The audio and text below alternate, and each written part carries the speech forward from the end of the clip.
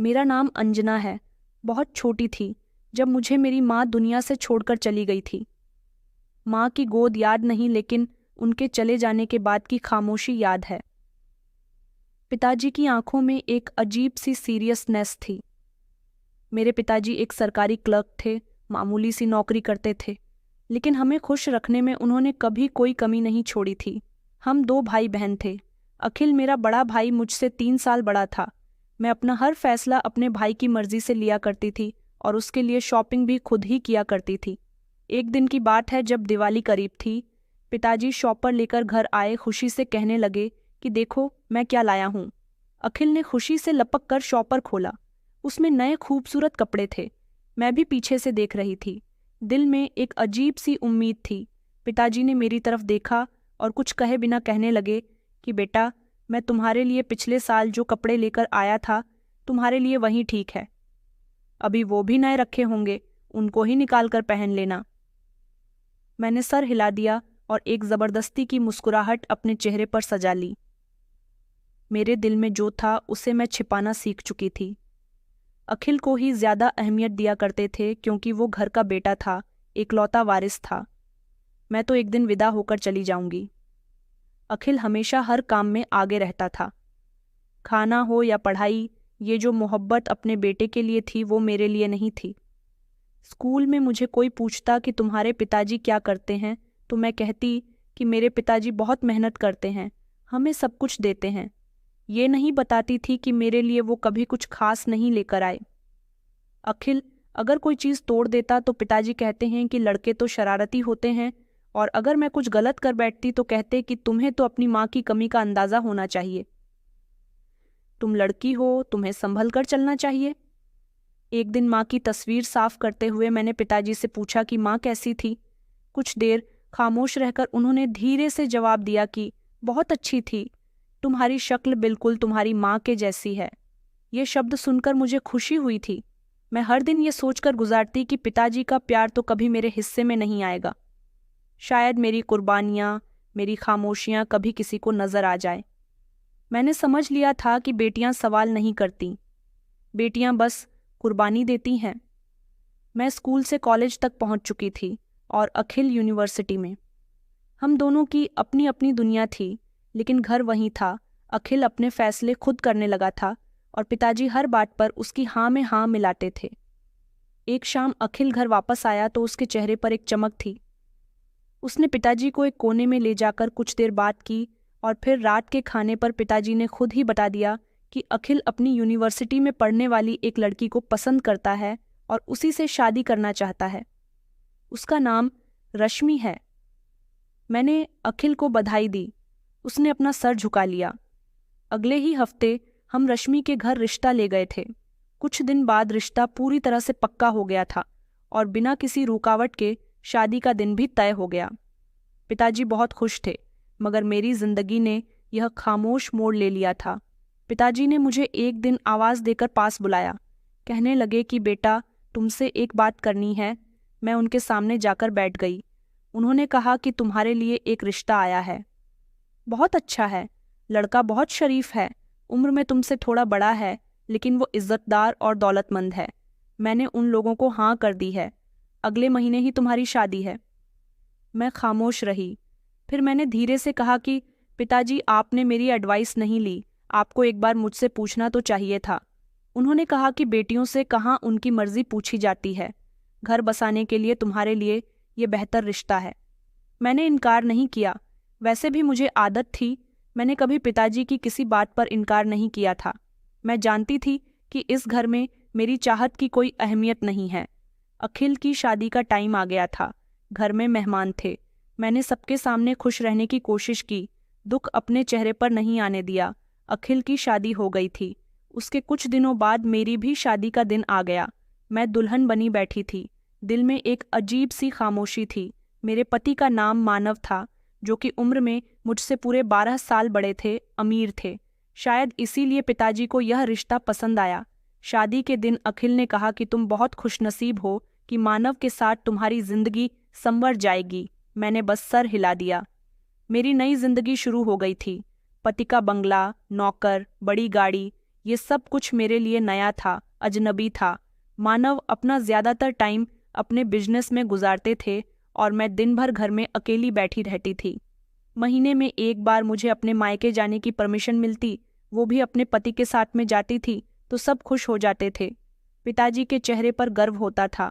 अखिल मेरे साथ बहुत अच्छे से पेश आता था और भाभी भी, वो सिर्फ मुस्कुराया करती थी। एक दिन मैं मायके गई तो माँ की पुरानी तस्वीर पर नज़र पड़ी। तस्वीर को साफ करते हुए पिताजी कहने लगे कि आज तुम्हारी माँ जिंदा होती तो तुम्हें इतने सिंपल तरीके से विदा नहीं करती, लेकिन मैंने तुम्हारे लिए सही फैसला किया। वो ऐसा इसलिए कह रहे थे क्योंकि अखिल की शादी उन्होंने धूमधाम से की थी और मेरी शादी सिंपल तरीके से। मैं खामोश खड़ी रही। मैं जानती थी कि पिताजी को मेरी खुशी से ज़्यादा मेरी शादी की फिक्र थी। वक्त गुजरता गया। भाभी की जिंदगी भरपूर थी, खुशियों से भरी हुई। वो हमेशा घूमने के लिए जाया करती थी और सोशल मीडिया पर अपने फ़ोटोज़ अपलोड करती रहती थी। मैं एक दिन अपने पति के साथ बाजार गई तो रास्ते में भाभी और अखिल को हाथों में हाथ डाले हुए देखा।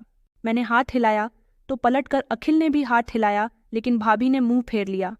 मैं घर जाकर सोचने लगी कि मेरी पसंद के बारे में कभी किसी ने नहीं सोचा। मैंने जो कपड़े पहने, जो खाया, जो जिया, वो सब दूसरों के फैसले का नतीजा था। फिर भी मैंने कभी किसी से शिकायत नहीं की थी। शादी के बाद मेरी जिंदगी एक नया रुख ले चुकी थी। मेरे पति के साथ रहना एक अलग ही दुनिया थी। वो उसूलों के बहुत पाबंद थे और बहुत कम बोलने वाले इंसान थे। उनके घर में सुकून तो था लेकिन जिंदगी नहीं थी। लेकिन फिर भी मैंने समझौते से अर्ज़े नष्ट करना सीख लिया था। सुबह 7 बजे नाश्ते की टेबल तैयार हो जाती थी। मेरे पति अखबार के साथ टेबल पर बैठते और मैं खामोशी से चाय का कप सामने रख देती।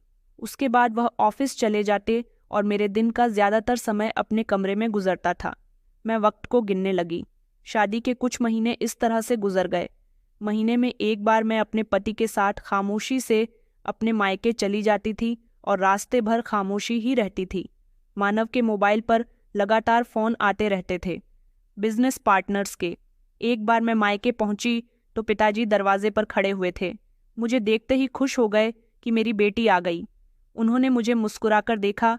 मैंने पिताजी का आशीर्वाद लिया और अखिल को देखा जो आंगन में बैठा मोबाइल में बिजी था। रश्मि भाभी अंदर से चाय लेकर आई।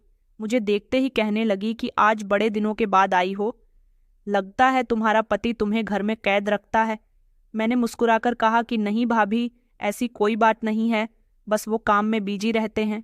पिताजी ने अखिल से कहा कि बेटा कुछ समय अपनी बहन को भी दो, तुम्हारी बहन घर आई है, उसके साथ बातें करो।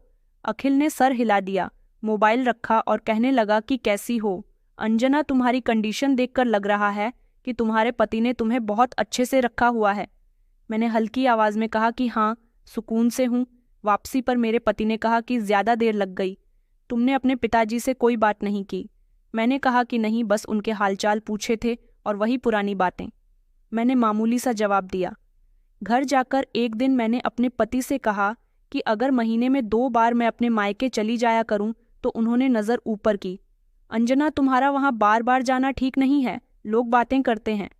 हमने कभी तुम्हें किसी कमी का मौका नहीं दिया, तो तुम्हें क्या ज़रूरत है बार बार वहाँ जाने की। बात खत्म हो गई। मैं समझ चुकी थी कि यह दरवाज़ा खुलने वाला नहीं। मेरे पास वक्त बहुत था, मगर इस वक्त में कुछ नया नहीं था। हर रोज़ वही टाइम पर खाना खाना, सोना। कभी कभी पति के दोस्त आते, उनकी पत्नी भी साथ होती। एक दिन उनमें से एक औरत ने मुझसे कहा कि तुम तो बहुत ही खुशकिस्मत हो, शहर के सबसे बड़े बिजनेसमैन की पत्नी हो, तुम्हें क्या कमी हो सकती है। मैंने मुस्कुराकर कहा कि जी, मुझे कोई परेशानी नहीं है। पिताजी के बारे में मुझे अखिल से पता चल जाता था। वो कभी फ़ोन पर पिताजी की शिकायत करता कि वो टाइम से दवाई नहीं ले रहे। मैं उनके लिए फ़िक्र करती थी और सोचती थी कि चलो, अखिल पिताजी का अच्छी तरह से ख्याल रख रहा है। एक दिन मेरे पति ने कहा कि हमें एक पार्टी में जाना है, तो मैं रात को जल्दी तैयार हो जाऊं। मैं जैसे ही तैयार होकर आई तो उन्होंने मुझे देखकर कहा, ये तुम पर अच्छा नहीं लगता, कुछ और पहन लो। मैंने हल्के गुलाबी कलर की साड़ी पहनी थी जिसमें मैं बहुत सुंदर लग रही थी, लेकिन उनको पसंद नहीं आई थी। मैं चुपचाप ऊपर आ गई और दूसरी साड़ी निकालकर पहन ली। ये मेरी जिंदगी का नया चेहरा था। इज्जत तो थी, मगर ये फैसला किसी और का था। मैंने खुद को संभालना सीख लिया था। एक बार जब मैं मायके गई तो पिताजी ने मुझसे कहा कि बेटी तुम बदल गई हो, पहले बहुत बोलती थी, अब बस सुनती हो। मैंने हल्के से कहा कि पिताजी, इंसान हालात के साथ बदल जाता है, कुछ सीखने के लिए कुछ खोना पड़ता है। अखिल ने बात बदलने की कोशिश की। उसने कहा कि तुम्हारा पति तो बहुत अमीर इंसान है, हमारे काम में मदद कर सकता है। मैंने कहा कि ठीक है, मैं उनसे बात करूंगी, लेकिन वो बिजनेस के मामले में किसी की नहीं सुनते। मैंने वापसी पर इस बारे में अपने पति को बताया तो वो खामोशी से उठे और सख्ती से कहने लगे कि आइंदा मुझसे इस बारे में कोई बात मत करना, क्योंकि रिश्ते कारोबार से अलग रखना चाहिए। मैं खामोश हो गई। मेरे पति ने मुझे जैसा रखा था, मैं ऐसे ही माहौल में ढलने लगी। मुझे बस एक सुकून था कि मेरे पिताजी भाई के साथ हैं, वो उनका ख्याल रख रहा है, यही मेरे लिए काफ़ी था। एक दिन अचानक मुझे ड्राइवर के साथ अपने मायके आना पड़ा। कोई ख़ास वजह तो नहीं थी, मगर सोचा जाए तो इससे बड़ी वजह कोई हो ही नहीं सकती। मैंने जैसे ही अपने घर का दरवाज़ा बजाने के लिए हाथ बढ़ाया, मेरे कानों में एक आवाज़ गूंजी कि तुम्हारी हिम्मत कैसे हुई। मेरी पत्नी से ज़ुबान चलाने की ये आवाज़ अकील की थी, जो गुस्से से भरी हुई थी। मैं वहीं ठिठक गई। दरवाज़ा बंद था, मगर अंदर की आवाज़ साफ सुनाई दे रही थी। दरवाजे पर खड़े होकर बातें सुनना बर्दाश्त से बाहर हो गई। आखिर मैं भी इंसान हूँ। फिर एक आवाज़ आई कि जो कमज़ोर और कांपती हुई थी पिताजी की। मैंने कुछ नहीं कहा, बस ये कहा था कि ज़ुबान को लगाम दो, तुम्हारी पत्नी ने मुझ पर। इतने में ही एक थप्पड़ की आवाज़ आई। मैंने दरवाज़ा ज़ोर से खटखटाया, मगर कोई जवाब नहीं मिला। पास ही एक औरत खड़ी हुई थी, हमारी पुरानी पड़ोसन ज्योति काकी। जैसे ही मेरी नज़र उन पर पड़ी, वो आगे बढ़ी और कहने लगी कि बेटा, तुम्हें पता है तुम्हारा भाई रोज तुम्हारे पिता को मारता है। हम तो अब कुछ कह भी नहीं सकते। कुछ कहो तो तुम्हारी भाभी कहती है कि ये हमारे घर का मामला है। उनकी बात सुनकर मैं हक्का बक्का रह गई। मैं उनकी तरफ देखती रही, तभी अचानक अंदर से पिताजी की चीख सुनाई दी, जैसे कोई बुरी तरह से गिरा हो। मैंने पूरी ताकत से दरवाज़ा पीटा और अखिल को आवाज़ लगाई कि दरवाज़ा खोलो, मैं हूँ अंजना। मोहल्ले की 2-3 औरतें जमा हो गईं। सब एक दूसरे को देखकर सर हिला रही थीं कि बूढ़ा पिता है और बेटा उनको मारता है। दरवाज़ा खुला, सामने ही रश्मि खड़ी हुई थी। उसके चेहरे पर हैरानी थी, जैसी उसे खबर नहीं हो कि मैं बाहर हूँ। उसने कहा कि तुम कब आई? मैंने कुछ कहे बिना अंदर कदम रखा। अंदर का नज़ारा देखकर मेरा दिल बैठ गया था। पिताजी ज़मीन पर गिरे पड़े थे, उनके होंठ से खून बह रहा था। अखिल उनकी तरफ खड़ा हुआ था जैसे कुछ हुआ ही ना हो। पिताजी को मेरी एक ज़ोरदार चीख निकली। मैं उनके पास गई, उन्हें सहारा दिया, उनके होंठों से खून साफ किया और उन्हें सीने से लगाकर बैठ गई। मैंने कहा, ये तुम क्या कर रहे हो? ये पिता है हमारे।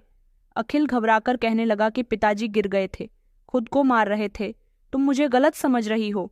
मैंने गुस्से से कहा कि चुप रहो, मैं सब कुछ अपने कानों से सुन चुकी हूँ, मैंने सब अपनी आंखों से देखा है। तुमने इन पर हाथ उठाया। रश्मि आगे बढ़ी, मेरा हाथ पकड़कर कहने लगी कि तुम्हें गलत फहमी हो गई है, सच बात कुछ और है। मैंने उसका हाथ झटक दिया कि मुझे कोई गलत फहमी नहीं हुई। गलत फहमी तो तब हुई थी जब मैं सोच रही थी कि मेरा भाई मेरे पिता का ख्याल रख रहा है। पिताजी ने आंखें खोलीं। उन्होंने कहा कि बेटी, उनकी आवाज़ कांप रही थी। मैंने कहा, पिताजी आप मेरे साथ चलो, आपको यहाँ नहीं रहना, मैं आपको अपने साथ ले जा रही हूँ। अखिल आगे बढ़ा और कहने लगा कि तुम इन्हें कहाँ ले जाओगी? इनका इलाज यहाँ से होगा। मैंने सख्त शब्दों में कहा कि रहने दो, इलाज कर लिया तुमने, मैं अपने पिता का ख्याल खुद रख सकती हूँ, जैसे बेटियाँ रखती हैं। मोहल्ले वाले खामोशी से तमाशा देख रहे थे। रश्मि ने एक आखिरी कोशिश की, कहने लगी, तुम इन्हें कहाँ लेकर जाओगी? तुम्हें तो खुद डिवोर्स हो चुकी है। मैंने एक नज़र रश्मि पर डाली और पर्स में से गिरे डिवोर्स के पेपर्स को उठाकर अपने पर्स में दोबारा रख लिया। मैंने कहा, ये कागज़ तुम्हारे लिए मेरी कमज़ोरी हो सकता है, लेकिन मैंने पिताजी की हालत देख ली है, अब वही मेरी जिम्मेदारी है। अखिल ने मेरी तरफ देखा, वो खामोश खड़ा रहा। मैं पिताजी को सहारा देकर घर से बाहर निकल आई। उनके कपड़े, दवाइयाँ और कुछ सामान इकट्ठा किया। पिताजी कहने लगे कि बेटा, मेरा बैग बस वो ले लो, बाकी कुछ नहीं चाहिए। मैंने उनके कमरे में से एक बैग लिया जिसमें कुछ कपड़े पहले से ही रखे हुए थे, वो लिए और पिताजी का हाथ पकड़कर घर से निकल आई। गाड़ी में बैठते समय पिताजी ने कहा कि एक समय था जब मुझे लगा था कि अखिल मेरा सहारा बनेगा, लेकिन शायद ऊपर वाले ने मेरी आंखें खोल दी हैं। मैंने उनकी तरफ देखा और कहा कि पिताजी, जो हो गया सो हो गया, अब जो होना है वो मैं खुद देख लूँगी। गाड़ी मोहल्ले से निकल चुकी थी। मैंने पिताजी को साथ लिया, मगर मंजिल का कुछ पता नहीं था। दिल में एक ही बात थी, पिताजी को उस घर में नहीं छोड़ सकती जहाँ रोज़ उन पर अत्याचार होता है। थोड़ी दूरी पर मेरी एक दोस्त का घर था जो मेरे कॉलेज के टाइम की फ्रेंड थी। दरवाज़ा खटखटाया तो वो खुद बाहर आई। मुझे और मेरे पिताजी को देखकर परेशान होने लगी। कहने लगी कि अंजना, सब ठीक है ना? अंकल की ये हालत कैसे हुई? मैंने कहा कि बस इतना समझ लो कि कहानी बहुत लंबी है और मजबूरी में मुझे यहाँ आना पड़ा। उसने हमें अंदर लिया, तसल्ली से बैठाया, पानी दिया और पिताजी के लिए बिस्तर लगवाया। मुझे खामोशी से बैठने का इशारा किया। उसने कहा कि मैं तुम्हें यहाँ ज़्यादा देर नहीं रख सकती, क्योंकि मेरे ससुराल वाले कल वापस आ रहे हैं, लेकिन मैं एक जगह जानती हूँ जहाँ तुम अंकल को ले जाकर रख सकती हो। उसने मुझे एक वृद्ध आश्रम का पता दिया। अगले दिन हम सुबह वहाँ पहुँचे। वहाँ का स्टाफ काफ़ी अच्छा था। मेरे पिताजी को एक कमरा दे दिया गया और कुछ कागजी कार्यवाही मैंने पूरी कर दी थी। पिताजी खामोश बैठे हुए थे। मैं उनका बैग खोलकर कपड़े सेट कर रही थी, तभी मेरी नज़र उनके बाजू पर पड़े नील पड़ गई। मैंने धीरे से कहा, ये कब लगा आपके? उन्होंने कहा कि बेटा, पिछले हफ्ते जब मैंने अखिल से कहा था कि तुम्हारी पत्नी मुझसे ऊंची आवाज़ में बात ना किया करे। मेरी आंखों में आंसू आ गए थे। मैं अब समझ चुकी थी कि ये सब कुछ एक दिन की बात नहीं थी। वो दिन गुजरे। मैं रोज़ आती, दवाइयाँ लाती, उनके जख्मों पर मरहम लगाती। मैं खुद भी करीब के हॉस्टल में रह रही थी। तीसरी सुबह जैसे ही वहाँ पहुँची तो देखा कि पिताजी खिड़की के पास बैठे हुए थे। किसी गहरी सोच में खोए हुए मैं उनके पास पहुँची तो उन्होंने कहा कि मैंने तुम्हें हमेशा कम समझा बेटा, मुझे माफ़ कर देना। मैंने कहा कि आप पुरानी बातों को भूल जाइए। अगले दिन मैं उनके लिए कुछ दवाइयाँ लेने बाजार जा रही थी, जब मोहल्ले की वही पुरानी औरत ज्योति काकी मुझे रास्ते में मिली। कहने लगी कि बेटा, तुमने बिल्कुल ठीक किया। तुम्हारे पिता की हालत रोज़ बिगड़ती जा रही थी। तुम्हें देखकर दिल को सुकून मिला था। अगले दिन जब मैं वृद्ध आश्रम वापस आई तो देखा एक गाड़ी बाहर रुकी हुई थी। दरवाजे पर अखिल खड़ा था, चेहरे पर परेशानी लेकर, आंखों में वही जिद। अंजना, तुमने जो कुछ भी किया उसका कोई हक नहीं था।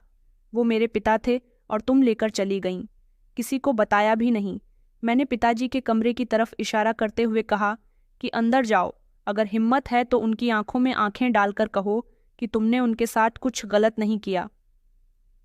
अखिल ने आगे कदम बढ़ाए, लेकिन जैसे ही पिताजी ने उसे देखा उसने नज़र झुका ली। मैंने दरवाज़ा थामकर कहा कि रुक जाओ। तुमने उन पर हाथ उठाया, गाली दी, उनकी बेइज्जती की, अब उनके सामने मत आओ। और तुम्हारी पत्नी ने भी तो, तुम्हारी तो मोहब्बत की शादी थी ना। उसने कहा कि तुम अपनी बात को बढ़ा चढ़ाकर मत कहो। हमने पिताजी का बहुत ख्याल रखा है। मैंने अपने पर्स से डिवोर्स के पेपर्स निकाले और हवा में लहराए। कहा कि देखो, जब तुम मेरे पति के सामने मुझे बेऔलाद कहते रहे, जब मेरी जिंदगी टूट रही थी, तब तुम कहाँ थे? मेरे पिता झूठे भरोसे के पीछे पिसते रहे। अखिल एक शब्द न बोल सका। पिताजी की आवाज़ कमरे से आई, बेटी, उसे अंदर मत आने देना। मैंने अपनी आंखों से सब कुछ देखा है। मैंने दरवाज़ा बंद कर दिया। अखिल खामोशी से पीछे हटा, गाड़ी में बैठकर जाते जाते। एक नज़र उसने पीछे डाली, लेकिन मैंने पिताजी का हाथ थाम लिया था और कमरे की तरफ वापस आ गई। अगले दिन सुबह जब मैं वृद्धाश्रम पहुंची तो रोज़ की तरह पिताजी खिड़की के पास बैठे थे। उनके चेहरे पर सुकून के एक्सप्रेशन थे, जैसे अब वो खुद को सलामत रखने लगे थे। मैं उनके पास जाकर बैठ गई, उन्हें दवाई दी और फिर एक लम्हे रुक गई। मैंने कहा, पिताजी, आज आपसे एक बात करनी है जो मैंने कभी किसी से नहीं की। उन्होंने मेरी तरफ देखा, खामोशी से, जैसे पहले से ही जानते हो कि आज मैं कुछ ज़रूरी बात कहने वाली हूँ। मैंने कहा, आपको पता है कि मेरी डिवोर्स क्यों हुई है? मैंने आपको नहीं बताया, सिर्फ इतना सुन लिया था कि मैं निसंतान हूँ, लेकिन सच कुछ और था। पिताजी कुछ बोलने ही वाले थे कि मैंने हाथ से इशारा करके उनको रोक दिया कि पहले मेरी बात पूरी होने दीजिए। मैंने धीरे धीरे कहना शुरू किया। मैं हर समय प्रार्थना करती थी, दवाइयाँ लेती रही, सब कुछ किया कि शायद मैं माँ बन सकूं, लेकिन हर महीने जब उम्मीद टूटती तो सास का बिहेवियर बहुत खराब हो जाता था। मानव भी खामोश रहते थे, लेकिन मेरी सास मुझे हर बार बांझ होने का ताना दिया करती थी। पिताजी का चेहरा सीरियस हो गया। मैं बोलती रही कि एक दिन मैंने खुद हिम्मत की, मानव के साथ अस्पताल गई। दोनों का टेस्ट हुआ और रिपोर्ट आई तो पता चला कि मैं नहीं बल्कि वो पिता बनने के काबिल नहीं है। पिताजी ने चौंक कर मेरी तरफ देखा कि बेटा, तुमने इस बारे में हमें क्यों नहीं बताया? मैंने कहा, क्योंकि मैं जानती थी कि अगर ये सच सबके सामने आया तो वो बर्दाश्त नहीं करेंगे। मैंने वो रिपोर्ट भी छुपा ली थी, चुपचाप सब कुछ सहते रही। मैंने गर्दन झुकाई और फिर धीरे से कहा कि एक दिन जब मेरी सास ने हद पार कर दी, मैंने पहली बार अपना मुंह खोला, साफ कह दिया कि तुम्हारा बेटा खुद पिता बनने के काबिल नहीं है। ये सुनते ही मानव ने मेरा हाथ पकड़ा और कहा कि निकल जा, मेरे घर से तेरे जैसी 10 आ जाएंगी, सिर्फ पैसा होना चाहिए, और उसने मुझे डिवोर्स दे दी। पिताजी की आंखों में आंसू आ गए, लेकिन वो खामोश बैठे रहे।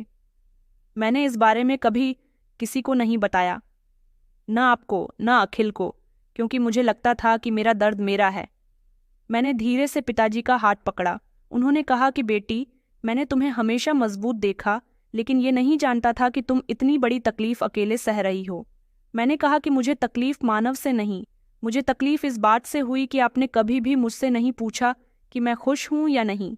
पिताजी ने कहा कि मेरी सोच यही थी कि बेटी का फर्ज है पति के साथ रहना, वो घर बसाए चाहे जैसी भी हालत हो। इसी सोच ने मुझे तोड़कर रख दिया। मैंने कहा, पिताजी, और आज मैं यहाँ हूँ, न पति है न अपना घर है, लेकिन आप मेरे साथ हो और मुझे बस आपकी फिक्र है। पिताजी कहने लगे कि मुझे अंदाज़ा नहीं था कि मेरी बेटी मुझे वापस जिंदगी दे देगी। उसी समय मैंने एक फैसला कर लिया था।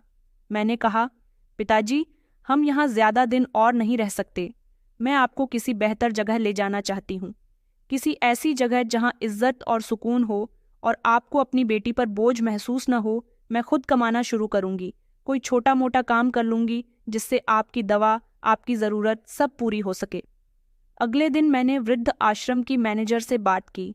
मुझे यहाँ कोई काम मिल सकता है, जैसे सफाई करना, खाना बनाना? उन्होंने हैरानी से पूछा कि तुम तो पढ़ी लिखी हो, तो इतनी मुश्किलें क्यों बर्दाश्त कर रही हो? तुम्हें तो कहीं भी अच्छी नौकरी मिल जाएगी। मैंने कहा, क्योंकि मैं अपने पिता के साथ रहना चाहती हूँ और मुझे अब किसी पर बोझ नहीं बनना। उन्होंने कहा कि सिलाई आती है। मैंने कहा कि जी, तो उन्होंने मुझे सिलाई का काम दे दिया, कपड़ों की सिलाई, बेडशीट की सिलाई और कुछ पुराने कपड़ों की मरम्मत। मैं वही कमरे में बैठकर मशीन चलाती और दिन के हिसाब से मैं अपना काम कर लिया करती थी। कुछ पैसे हाथ में आए और जब मैंने वो पैसे पिताजी के हाथ पर रखे तो वो काफ़ी देर तक उन्हें देखते रहे। फिर कहने लगे कि आज सच में लगा कि बेटियां किसी से कम नहीं होती। मैंने कहा, पिताजी, आपकी सेवा करना मेरा फ़र्ज़ है, एहसान नहीं। वो दिन मेरे लिए एक नई शुरुआत थी। मैंने अपना दुख बयां कर लिया और पिताजी के जख्मों को महसूस किया। हम एक दूसरे का सहारा बन चुके थे। वृद्धाश्रम में पिताजी को लाए हुए 1 महीना गुजर चुका था। कमरा साफ था, स्टाफ मददगार था, ये जगह घर नहीं थी। मैं रोज़ सुबह आती, उनकी सेवा करती, सिलाई करती, दवाइयाँ देती और शाम तक वहीं बैठती थी। कभी कभी मैं खुद से सवाल करती, क्या यही समय था जिससे हमेशा मैं डरती रही थी, जहाँ न पति था न वो मायका जो कभी सुकून का पता होता था, लेकिन पिताजी की चेहरे का सुकून मेरे हर सवाल का जवाब बन जाता था। उस दिन भी मैं सुबह के समय पिताजी को दवाई दे रही थी। पिताजी के बाजू पर पुराना नील था, वो अब हल्का सा पड़ गया था। मैंने उस पर दवाई लगाई तो पिताजी कहने लगे कि बेटा, हल्के से लगाना, हड्डी अभी भी दर्द करती है। मैंने कहा, पिताजी, आपको रोज़ दवाई मिल रही है, आप जल्द ही ठीक हो जाओगे। उन्होंने कहा, तुम ही तो मेरा सहारा हो, वरना मैं तो खुद को बोझ समझने लगा था।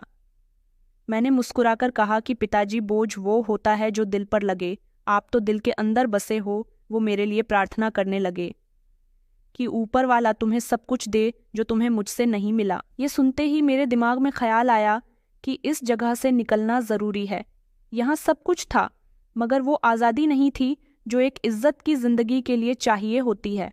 मैंने अपने दोस्त से दोबारा कनेक्ट किया, जो पिछले दिनों मुझे यहाँ लेकर आई थी।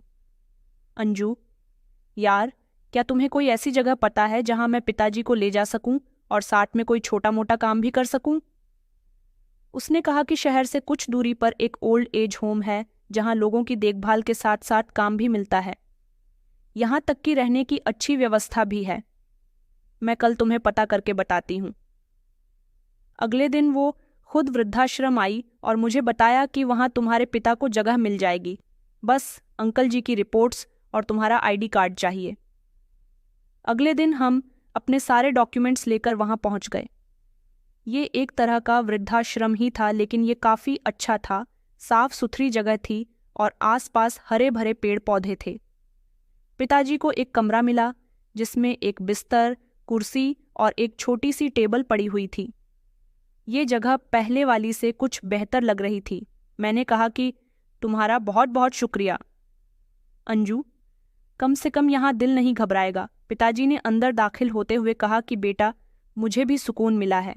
यहाँ हम अपनी नई जिंदगी शुरू करेंगे। यहाँ की इंचार्ज, जिनका नाम अनुपमा था, उन्होंने मुझसे पूछा कि आप यहाँ काम कर सकती हो। मैंने जवाब दिया, सिलाई, कढ़ाई, छोटे मोटे काम, हिसाब किताब लिखने पढ़ने का भी मैं कोई भी काम कर सकती हूँ। उन्होंने कहा, तो आप हमें बहुत काम आ सकती हैं।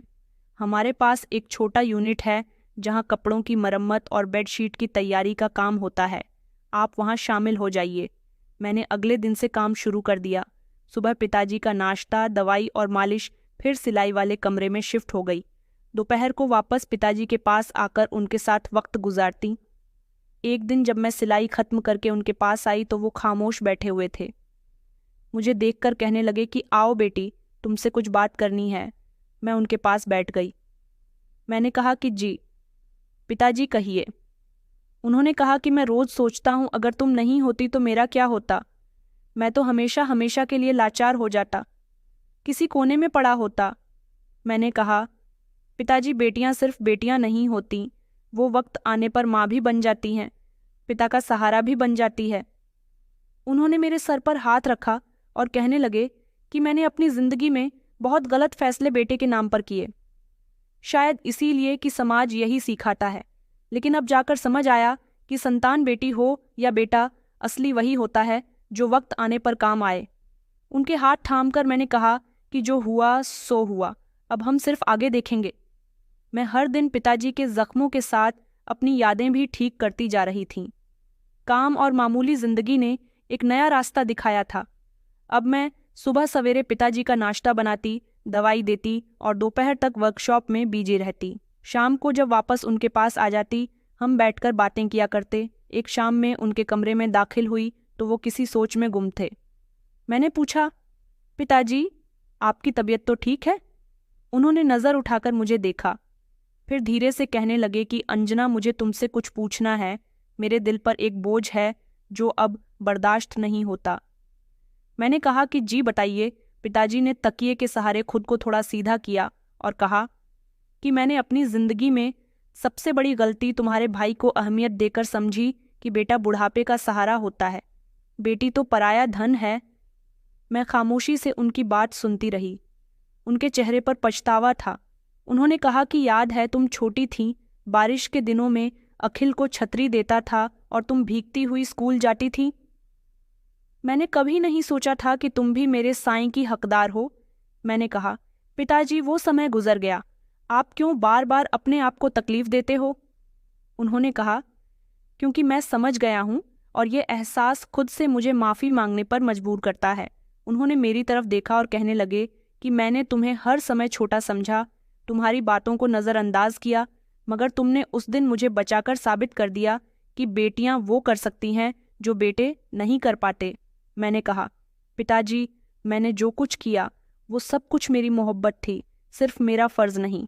वो एक लम्हे के लिए खामोश हो गए, फिर धीमे से बोले कि अंजना, मेरे पास अब ज़्यादा समय नहीं है, शरीर रोज़ थक रहा है, सांस छोटी होती जा रही है, मैं बस एक वसीयत करना चाहता हूँ। उनकी बात सुनकर मैं चौंक गई। मैंने कहा, पिताजी, ऐसी बातें मत करो, भगवान ने चाहा तो आप जल्द ही ठीक हो जाओगे। उन्होंने मेरी बात नज़रअंदाज करते हुए कहा कि मेरी वसीयत है कि मेरे अंतिम संस्कार पर अखिल नहीं आए। मैं नहीं चाहता कि वो मेरी अर्थी को कांधा दे। जिसने जीते जी मेरा भरोसा तोड़ दिया। अब वो किस बात का बेटा है? खून है, खून था, लेकिन सुलूक उसने अजनबी जैसा बना दिया। मैंने नज़र चुरा ली और कहा कि ठीक है, जैसा आप कहेंगे मैं वैसा ही करूंगी। उस रात में काफ़ी देर तक कमरे में खामोशी से बैठी रही। उन्हें सोते हुए देखा। उनके चेहरे पर सुकून था, लेकिन उनकी आंखों में थकन थी। शरीर पर कमजोरी साफ नजर आ रही थी। अगले दिन अनुपमा मैडम ने कहा कि हमें महसूस हो रहा है कि तुम्हारे पिता की तबीयत लगातार बिगड़ती जा रही है। किसी बड़ा अस्पताल में इनका चेकअप करवा लो। मैं पिताजी को अस्पताल ले गई। डॉक्टर ने चेकअप किया। कुछ पुरानी रिपोर्ट्स देखते हुए कहा कि उम्र के साथ शरीर की रिकवरी सुस्त हो जाती है, लेकिन परेशानी की बात नहीं है, बस दवाई का खास ख्याल रखना होगा। वापसी पर रास्ते में पिताजी कहने लगे कि बेटा, पता है, मैं आज भी सोचता हूँ कि अगर तुम्हारी माँ जिंदा होती तो तुम्हें इन सब का सामना नहीं करना पड़ता। मैंने कहा कि शायद यही सब मेरा नसीब था और इसी ने मुझे आज तक आपका सहारा बना दिया, और यही सहारा मेरी जिंदगी का सबसे कीमती तोहफा है। पिताजी की कंडीशन दिन ब दिन बिगड़ती जा रही थी। एक दिन जब मैं उन्हें दवाई देने के लिए गई तो देखा कि उनकी सांस बहुत तेज तेज चल रही थी। उनके माथे पर हल्का सा पसीना था। मैं जल्दी से पिताजी के पास गई। मैंने कहा, पिताजी, सब कुछ ठीक है ना? आपकी सांस क्यों उखड़ रही है? उन्होंने हाथ से इशारा किया कि कुछ नहीं, बस तबीयत ठीक नहीं है। मैं फौरन अनुपा मैडम के पास गई। मैंने कहा कि हम यहाँ डॉक्टर को बुला सकते हैं। पिताजी की तबीयत ठीक नहीं लग रही। उन्होंने डॉक्टर को बुलाया। पिताजी का चेकअप हुआ। उन्होंने दवाई बढ़ा दी। डॉक्टर का कहना था कि उनकी उम्र और शरीर की कमजोरी को देखते हुए यही दवा काम करेगी। बाकी आप लोग ऊपर वाले से प्रार्थना करो। मैंने अगले दिन से सिलाई का वक्त बढ़ा दिया। बेडशीट के कढ़ाई, कपड़ों की सिलाई, जो भी ऑर्डर आता मैं उसे एक्सेप्ट कर लेती। शाम को जब थकन से हाथ दर्द करते तो अपने हाथों को देखती और कहती कि यही हाथ मेरे पिताजी का सहारा है, बस थोड़ा और चलो अंजना। पिताजी की दवाई महंगी थी। दवाई के पर्चे देखकर मैं कुछ देर तक बैठी रही। फिर पर्स से आखिरी 500 का नोट निकाला और सोचा कि बस यही बचा है। कल तक कुछ और सिलाई पूरी कर लूँगी, फिर और पिताजी की दवाई आ जाएगी। उसी रात जब मैं पिताजी के पास गई तो वो जाग रहे थे। कहने लगे कि बेटी मेरे पास बैठो, एक बात करनी है। मैं उनके पास बैठ गई। उन्होंने कहा कि मैं महसूस कर रहा हूँ कि शायद अब मेरा वक्त करीब आ रहा है। शरीर साथ नहीं दे रहा और सांसें बोझ बन रही हैं। मैंने उनके मुंह पर हाथ रख दिया। मैंने कहा, पिताजी ऐसी बातें मत करिए। उन्होंने कहा कि नहीं बेटा, मेरी बात सुनो, मेरी एक ख्वाहिश है, एक वादा करो मुझसे। मैंने कहा कि जी, कैसा वादा? उन्होंने बिस्तर के नीचे रखा हुआ वही अपना पुराना बैग निकाला, मेरे सामने रखा और कहने लगे कि ये बैग तुम अपने पास रख लो। इसमें जो कुछ भी है वो सिर्फ तुम्हारे लिए है। मेरे मरने के बाद इसे खोलना, अभी नहीं। मैंने बैग को उठाया, उसे एक कोने में रख दिया और उनके पास आकर बैठ गई। मैंने कहा, पिताजी, आपको कुछ नहीं होगा। हम आपको दवाइयाँ टाइम पर दे रहे हैं, आपका इलाज चल रहा है, दवाई से फ़र्क पड़ेगा और आप ठीक हो जाओगे। उन्होंने धीरे से कहा कि फ़र्क तो पड़ रहा है, लेकिन वक्त का पता नहीं। परेशानी तो वक्त की है, जो बचा है वो गुजर रहा हूँ, शुक्र के साथ, बेटी के साथ। अगले दिन दोपहर को मैं वर्कशॉप में बैठी सिलाई कर रही थी कि एक औरत ने आकर कहा कि अर्चना, तुम्हारे पिताजी की तबीयत बिगड़ रही है, जल्दी से आ जाओ। मेरे हाथ से कैंची गिर गई। वह दौड़कर कमरे की तरफ गई। पिताजी की सांसें बहुत तेज तेज चल रही थीं। हाथों की उंगलियां नीली पड़ चुकी थीं। मैंने जल्दी से अनुपा मैडम को बुलाया कि जल्दी कीजिए, डॉक्टर को बुलाइए। डॉक्टर आए। उन्होंने इंजेक्शन का बंदोबस्त किया। पिताजी की आंखें बंद थीं, लेकिन मैंने उनकी उंगलियां थाम लीं। मैंने कहा, पिताजी, मैं आ गई हूँ, आपको कुछ नहीं होगा।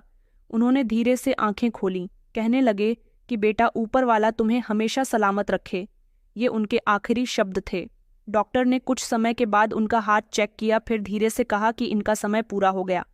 IENM, सॉरी, हम कुछ नहीं कर सके, ये अब इस दुनिया में नहीं रहे।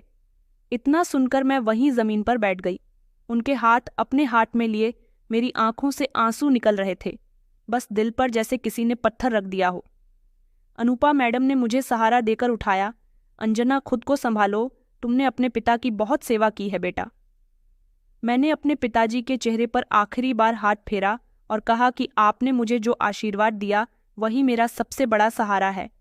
ओल्ड एज होम के ही लोगों ने मेरे पिताजी का अंतिम संस्कार कर दिया था। पिताजी की वसीयत के मुताबिक मैंने उनके मरने की खबर किसी को नहीं दी थी, खास तौर पर अखिल को भी नहीं। अनुपमा मैडम ने पूछा कि बेटी, तुमने अपने भाई को नहीं बुलाया? मैंने कहा कि यह पिताजी की आखिरी ख्वाहिश थी कि मैं उनका वादा निभाऊंगी। कुछ मोहल्ले वाले जो इस ओल्ड एज होम से जुड़े हुए थे, उन्होंने मुझे तसल्ली दी, और जब सब लोग वापस चले गए, मैं वहीं अपने पिताजी के बिस्तर पर बैठकर काफ़ी देर तक रोती रही। मैंने कहा, पिताजी, आपको मैंने बचपन में खो दिया था, फिर जिंदगी ने मुझे आपसे दोबारा जोड़ दिया, और आज फिर आप चले गए, मगर इस बार मैंने आपको बहुत इज्जत से विदा किया। मैं रात को देर तक खामोश बैठी रही। फिर जब मेरी नज़र कोने में रखे हुए उस बैग पर गई जो मुझे पिताजी ने दिया था, मैंने उसको टेबल पर रखा, उस पर हाथ फेरा और कहा कि ये मेरे पिताजी की अमानत है। वादे के मुताबिक मैं इसे अभी नहीं खोलूंगी, लेकिन दिल कह रहा था कि इसमें सिर्फ कागजात नहीं, आपकी मोहब्बत भी है। ये पहली रात थी। मैं सोल्ड एज होम में अपने कमरे में अकेली थी। दीवार पर लटका हुआ उनका पुराना रुमाल और उसके नीचे रखा बैग मेरे दिल और दिल की ज़मीन पर उनकी आखिरी निशानी बन चुका था। पिताजी की मौत को 3 दिन गुजर गए थे। उनकी खुशबू, उनकी आवाज़, उनकी प्रार्थनाएं अभी भी मेरे साथ थीं। चौथे दिन सुबह मैं कमरे की सफाई कर रही थी कि तभी मुझे अनुपा मैडम की आवाज़ आई, अंजना, दरवाजे पर कोई तुम्हारे बारे में पूछ रहा है। मैं बाहर आई तो देखा वहाँ अखिल खड़ा हुआ था। उसका चेहरा उतरा हुआ, आंखें लाल और बाल बिखरे हुए थे। कुछ देर वो खामोशी से मुझे देखता रहा, फिर कहने लगा कि मुझे पता चल गया है कि पिताजी की मौत हो गई। मैं खामोश रही। मैंने कोई जवाब नहीं दिया, सिर्फ दरवाजे के पास दरवाजे को मजबूती से पकड़कर खड़ी रही। उसने कहा कि तुम्हें मुझे इस बारे में बताना चाहिए था। आखिर वो मेरे भी पिता थे, उनकी अर्थी को कंधा देने का हक मुझे भी था। मैंने बंद शब्दों में कहा कि हाँ, तुमने तो वह कुछ दिन खो दिया था जब उन पर हाथ उठाया था। पिताजी की आखिरी ख्वाहिश थी, वसीयत के तौर पर, जो तुम्हारे खिलाफ थी। उन्होंने कहा था कि तुम्हें उनके मरने की खबर नहीं दी जाए, उनकी मौत पर तुम्हें शामिल नहीं किया जाए। मैंने सिर्फ उनकी आखिरी इच्छा पूरी की है। अखिल कुछ देर खामोश रहा, फिर गुस्से से कहने लगा कि तुम्हें क्या लगा तुम सब कुछ संभाल सकती हो? वो मेरे भी पिता थे, तुम अकेली वारिस नहीं हो। मैं खामोश खड़ी रही। फिर उसने कहा कि मैं जानता हूँ मैंने गलती की है, मगर ये गलती की सज़ा मेरे पिता को अंतिम समय में देखना भी नहीं था। मैंने कहा कि ये फैसला मेरा नहीं था, खुद पिताजी का था। मैंने सिर्फ उनकी आखिरी इच्छा पूरी की है। उसी दौरान अनुपा मैडम आगे आईं और कहने लगी कि बेटा, जो हो गया वो कभी बदला नहीं जा सकता। तुम्हें अफसोस है, यही काफ़ी है, लेकिन जो फैसला तुम्हारे पिता ने किया वो हम सबके सामने था। उनके शब्द कमरे की दीवारों पर भी गूंज रहे थे। अखिल ने मेरी तरफ देखा, शायद किसी हमदर्दी की उम्मीद थी, मगर सब खामोश थे। उसने एक कदम पीछे हटा लिया। उसने कहा कि अंजना, तुमने अपना फ़र्ज़ निभाया। मैं शायद अच्छा बेटा नहीं बन सका, लेकिन तुम एक समझदार बेटी साबित हुई हो। मैं कुछ नहीं बोली, बस दरवाज़ा बंद कर दिया। अंदर जाकर मैं पिताजी की तस्वीर के सामने बैठ गई। मैंने कहा, पिताजी, मैंने आपका वादा निभाया, आपकी बेटी ने आपकी इज्जत की लाज रखी। अगली सुबह जब मैं वर्कशॉप पहुंची तो अनुपा मैडम मेरे पास आकर कहने लगी कि अर्चना, तुमने जो कुछ भी किया वो सबने देखा, हम सब तुम्हारे साथ हैं। अगर तुम चाहो तो तुम यहाँ हमेशा हमेशा के लिए काम कर सकती हो। तुम्हारी सेवा का सिला हम सबके दिलों में है। मैंने सिर झुकाकर कहा कि मैंने कुछ सोचा है, जो काम मैंने यहाँ किया वो अगर मैं दूसरों के लिए करूँ तो बहुत सुकून की बात होगी। उन्होंने पूछा, तो तुमने क्या सोचा है? मैंने कहा कि मैं एक ओल्ड एज होम बनाना चाहती हूँ, जहाँ वो सब लोग रह सकें जिन्हें उनके अपने छोड़ देते हैं। जैसे मेरे पिताजी को निकाल दिया गया, वैसे ही इस दुनिया में और भी बहुत सारे लोग होंगे। मैं चाहती हूँ कि वो खुद को लावारिस न समझें। अनुपा मैडम ने मेरे कंधे पर हाथ रखा कि बेटा, ये तो बहुत ही अच्छा काम होगा, हम सब तुम्हारे साथ हैं। मैंने मुस्कुराकर कहा कि ये मेरी जिम्मेदारी है, एक बेटी होने की, एक इंसान होने की। उस दिन शाम में मैंने वो कागज़ उठाया और लिखना शुरू किया, पिता का घर, यही नाम होगा मेरे सपने का। मेरे पास अभी कुछ नहीं था, न ज़मीन, न सहारा, बस एक बैग रखा था अलमारी में जो मुझे पिताजी ने दिया था। मैंने वादे के मुताबिक अब तक उसे नहीं खोला था, लेकिन अब समय आ गया था अगला कदम उठाया जाए। मेरे पिता की एक इच्छा तो पूरी हो चुकी थी और अब मैं पिताजी की एक अंतिम वसीयत के रास्ते और पर्दा उठाने वाली थी। पिताजी को गुजरे पूरे 10 दिन हो चुके थे। मैंने इन दिनों में खुद को काम में बिजी रखा, सिलाई, सफाई और वर्कशॉप की निगरानी। वक्त तो गुजरता रहा, लेकिन अंदर जैसी एक हिम्मत बनती जा रही थी जो बार बार मेरे दिमाग में गूंज रही थी। वो बैग जो मेरे पिताजी ने मुझे आखिरी समय में दिया था, उन्होंने वसीयत के साथ मेरे हवाले किया था, जिसे मुझे पिताजी के मरने के बाद खोलना था। उस दिन दोपहर को जब सब खामोशी से अपने अपने कमरों में थे, मैंने अलमारी खोली और बैग को अपने सामने रखा। जिप धीरे धीरे खोली और अंदर झांका। सबसे ऊपर उनकी एक पुरानी शर्ट रखी हुई थी जिसमें उनकी खुशबू बाकी थी। पीछे कुछ कागजात लिपटे हुए थे, एक छोटा सा लिफाफा और एक पुरानी डायरी। मैंने कागजात खोलने शुरू किए। पहले कागज पर नजर पड़ी जिस पर रजिस्ट्री मकान नंबर 121, गली नंबर 3, चांदनी चौक, कॉलोनी, दिल्ली, और आगे भी इसी तरह के 2-3 एड्रेस थे। सबसे आखिरी हैरान कर देने वाली बात यह थी कि वसीयतनामा था। मैं रविपाल, मेरी जायदाद और मेरे मकान, मेरी 2 दुकानें मेरी बेटी अंजना के नाम पर की जाती हैं, जिसने मेरी जिंदगी के आखिरी दिनों में मेरा साथ दिया और मेरी सेवा की। ये जब मैंने पढ़ा तो मेरे होश उड़ गए, जिसमें पिताजी के नाम और गवाहों के सिग्नेचर और रजिस्टर्ड की मोहर भी लगी हुई थी। मैंने बैग के अंदर से एक पुरानी फाइल निकाली जिसमें कुछ रसीदें और भी कुछ कागजात थे जो काफ़ी पुराने थे, जो साफ साफ कह रहा था कि मेरे पिताजी ने जो कुछ जमा किया था वो खामोशी से बिना किसी को बताए मेरी झोली में डाल दिया था। उसी शाम मैंने कागजात अनुपमा मैडम को दिखाए तो वह हैरान हो गईं कि ये तो बहुत बड़ी बात है। अंजना, तुम्हारे पिता ने अपना सब कुछ तुम्हारे नाम कर दिया। मैंने उन्हें सर हिलाकर बताया कि उन्होंने ये सब आखिरी समय में वसीयत के जरिए किया। तुम जानती हो, अब तुम इस सब की मालिक हो, कानूनी तौर पर भी, लेकिन तुम्हें क्या लगता है कि अखिल खामोश रहेगा? उसे खबर भी नहीं है, लेकिन जब खबर होगी तो... मैंने कहा कि तब की तब देखा जाएगा। पिताजी ने मुझे जो भी दिया वो सिर्फ मेरी सेवा का सिला है। 2 दिन बाद वो समय भी आ गया जिसका हमें अंदेशा था। दरवाजे पर दस्तक हुई। मैं बाहर निकली तो अखिल खड़ा हुआ था, चेहरे पर बेचैनी थी। उसने आते ही कहा कि मुझे सब पता चल गया। 2 दुकानें, जमीन और घर सब पिताजी के नाम पर था, वो अब तुम्हारे पास है। मैंने उसकी बात काटते हुए कहा कि पिताजी ने अपनी जिंदगी के आखिरी दिन मेरे साथ गुजारे, मैंने उनकी सेवा की, तुमने सिर्फ उनका मान तोड़ा। उसने कहा कि तुम बात को गलत रूप दे रही हो, वो मेरे पिता भी थे और पिता की जायदाद में हिस्सा हर औलाद का बराबर से होता है। मैंने पिताजी की हुई वसीयत के पेपर उसके सामने कर दिए। मैंने कहा कि ये रजिस्टर्ड वसीयत है, तुम्हारे पास कुछ नहीं बचा। अखिल सख्त हो गया। अगर तुमने ये कागज मुझे नहीं दिए तो मैं अदालत तक जाऊंगा। मैंने कहा कि ठीक है, चले जाओ, क्योंकि अदालत में सिर्फ शब्द नहीं, सबूत भी चलते हैं, और मेरे पास सब कुछ है और तुम्हारे पास सिर्फ इल्जाम। अखिल ने थोड़ी देर खामोशी से मुझे घूरा और कहने लगा कि तुम्हें क्या लगता है तुम ये सब संभाल लोगी? दुकान का किराया, मकान की मरम्मत, मालिक बनना आसान नहीं है।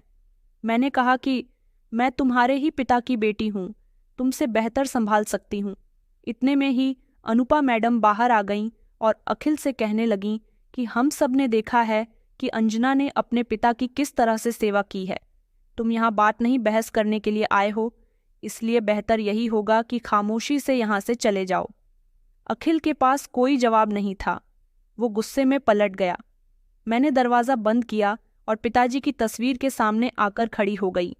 मैंने कहा, पिताजी, आपने मुझे जो दिया वो मेरा गर्व है और मैं वादा करती हूँ उसका हक ज़रूर अदा करूँगी। अखिल ने कुछ ही दिनों में कानूनी कार्यवाही शुरू कर दी थी। मुझे अदालत से नोटिस मिला जिसमें दावा किया गया था कि जायदाद पर अखिल का हक बनता है और वसीयत जाली है।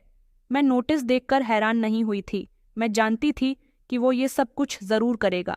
मैंने फ़ौरन वकील से संपर्क किया और पिताजी की वसीयत, कागजात और रजिस्ट्रेशन की इन्वेस्टिगेशन अदालत में जमा करवा दी, जिससे कार्यवाही शुरू हुई।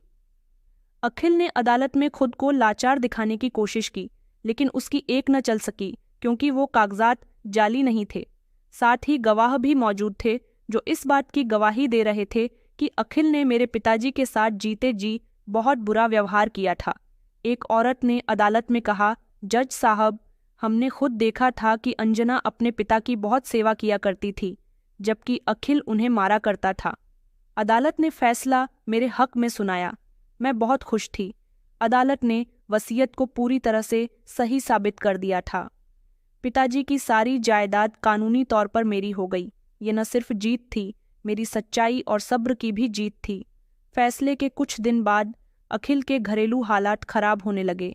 उसकी पत्नी, जो पहले ही हालात से तंग थी, अदालत में डिवोर्स का दावा लेकर गई। मैं इस इंसान के साथ नहीं रह सकती क्योंकि मैं इसके साथ खुश नहीं हूँ। अदालत ने पत्नी को बच्चों के साथ उसके मायके भेज दिया था और अखिल को उसकी पत्नी से दूर रहने के लिए कहा। अखिल की नौकरी भी चली गई थी क्योंकि उस पर रिश्वत लेने के आरोप सामने आ चुके थे। मैं खामोश रही। मैं जानती थी कि ये कुदरत का बदला है। हर किसी को उसके की सज़ा मिलती है। इसी दौरान मैंने एक सपने को पूरा करना शुरू कर दिया। पिता का घर। मैंने पिताजी की जायदाद को बेचकर उसमें एक ओल्ड एज होम बनाने का फैसला किया। वहीं घर जहां कभी अखिल ने उन पर अत्याचार किया था, पुरानी दुकानों को किराए पर दे दिया और उसकी आमदनी से ओल्ड एज होम का खर्चा चलने लगा। पिता का घर में पहली औरत वो थी जिसे उसके बेटों ने अस्पताल में छोड़ दिया था। फिर धीरे धीरे बहुत सारे ऐसे बुजुर्ग लोग वहां आने लगे जिनके अपने उन्हें बोझ समझने लगे थे। मैं उन लोगों का बहुत ख्याल रखती थी। उनके चेहरे पर मुस्कुराहट देखकर मुझे सुकून मिलता। एक दिन मैं बाजार से वापस आ रही थी जब मंदिर के बाहर मुझे भीड़ दिखाई दी। पुराने कपड़ों में लिपटा, हाथ फैलाए अखिल बैठा हुआ था। मैं फौरन उसे पहचान गई। चेहरा पीला, दाढ़ी बड़ी हुई और आंखों की चमक गायब हो गई थी। मैं उसके करीब गई और कहा कि मेरे साथ चलो। उसने मेरी तरफ देखा जैसे उसे यकीन नहीं हुआ हो। कहने लगा, तुम?